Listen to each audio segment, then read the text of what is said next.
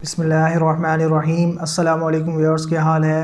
امید کرتا ہوں کہ آپ لوگ پہلے کی طرح سب خیریت سے ہوں گے۔ میں آج آپ کے سامنے جو حدیث مبارک بیان کرنے لگا ہوں اس کے اندر بھی نبی علیہ السلام نے قیامت کی ایک علامت کو بیان کیا ہے، اور وہ جو علامت ہے وہ بھی علامات صغریٰ میں سے ہے، اور وہ بھی آج کل یعنی ظاہر ہو چکی ہے، ہم اپنی آنکھوں سے اس علامت کو دیکھ چکے ہیں۔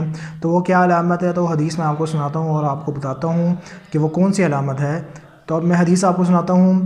عن انس بن مالک رضی اللہ عنہ قال قال رسول اللہ صلی اللہ علیہ وسلم لا تقوم الساعة حتى يتباهى الناس في المساجد او كما قال علیہ الصلاة والسلام۔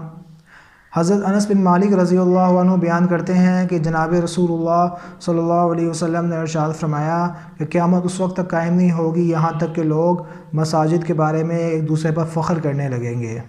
اس حدیث کا مطلب یہ ہے، یعنی قرب قیامت میں نبی اسلام نے فرمایا کہ ایسا ہوگا کہ لوگ مساجد کو تعمیر کریں گے، اور اس کو جو تعمیر کریں گے ان کا مقصد اس کو تعمیر کرنے کا یہ ہوگا تاکہ ایک دوسرے پر فخر کر سکے، یعنی ریاکاری، دکھلاوا، کہ جو ہے نا دیکھو جی میں نے ہماری جو مسجد ہے یہ تو جو ہے نا بہت وسیع ہے، یہ تو بہت ہی خوبصورت ہے، اور اس میں تو جو ہے نا ایسے نقش و نگار ہوا ہے، اس کی دیواریں ایسی ہیں۔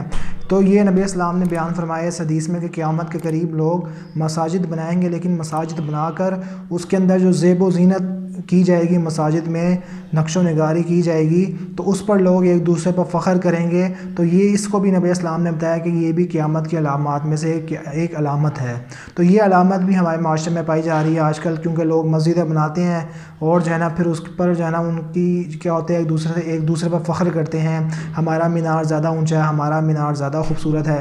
اس طرح کی باتیں جو ہے نا لوگوں میں آپس میں، ایک محلے والے دوسرے محلے والوں سے آپس میں یہ باتیں کر رہے ہوتے ہیں۔ تو اس طرح نہیں کرنا چاہیے، اور اس کو نبی اسلام نے قیامت کی علامات میں سے بتایا ہے۔ اور کیونکہ دیکھیں جی مساجد جو ہے نا وہ تو ہیں اللہ بنائی جاتی ہیں، ان میں اللہ کا ذکر کیا جائے، قرآن پڑھا جائے، تلاوت کی جائے، اللہ کی عبادت کی جائے۔ مساجد کے بنانے کا مقصد یہ نہیں ہوتا کہ ان کو بنا کر ان کے اوپر جو ہے فخر کیا جائے، اور ان کے اوپر جو ہے نا ایک دوسرے کو جو ہے نا ریاکاری، دکھلاوا کیا جائے۔